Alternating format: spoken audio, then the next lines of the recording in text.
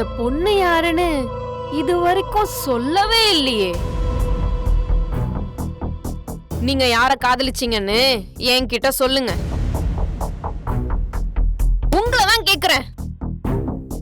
நீங்க யார காதலிச்சீங்கன்னு சொல்லுங்க. அத பத்தி மட்டும் இப்ப கேட்காத. ஏன் கேட்க கூடாது? அது தெரிஞ்சா உன் மனசு தேவையில்லாம கஷ்டப்படும். அதனால கேட்காத. நீங்க காதலிச்ச விஷயத்தையும் என்கிட்ட சொல்லிட்டீங்க. நீங்க யாரு காதலிச்சேன்னு சொல்ற விஷயத்துல உங்களுக்கு என்ன தயக்கம்? யாருன்னு சொல்லுங்க.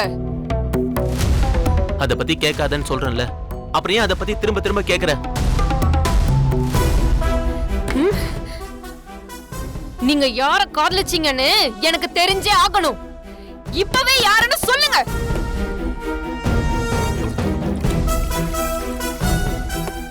ஒரு விஷயம் தெரியறது மூலமா நமக்கு சந்தோஷமும் நிம்மதியும் கிடைக்கும்னா அதை தெரிஞ்சுக்கலாம்.